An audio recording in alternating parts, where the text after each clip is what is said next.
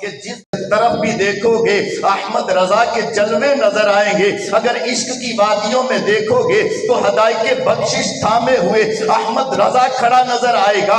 اگر فتنوں کی آندھیوں کے اندر دیکھو گے تو سچائی کا پرچم لیے ہوئے احمد رضا کھڑا نظر آئے گا. اگر تم جناب شریعت کے قلعے میں دیکھو گے تو پہرے دار بنا احمد رضا نظر آئے گا.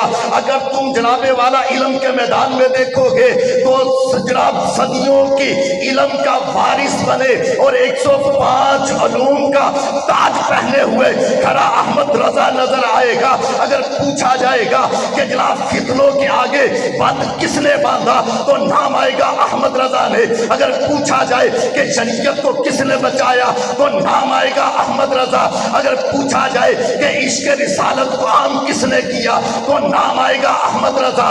اگر پوچھا جائے کہ ان گستاخوں کا جناب کلا کما کس نے کیا ہے تو نام آئے گا احمد رضا.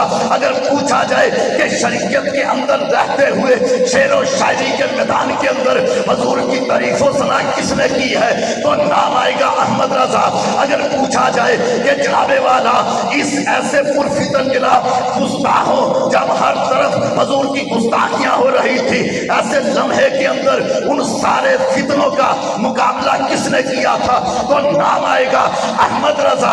اسی وجہ سے ہر طرف رضا ہی رضا ہے. وہ فکر رضا ہو وہ علم رضا ہو وہ فکر رضا ہو وہ علم رضا ہو وہ علم رضا ہو وہ علم رضا ہو. اسی وجہ سے کسی نے کہا تھا کہ احمد رضا وہ ہے کہ وادی رضا کی وہ ہے ہمالیہ رضا کا ہے. جس سمت دیکھیے ہر علاقہ رضا کا ہے.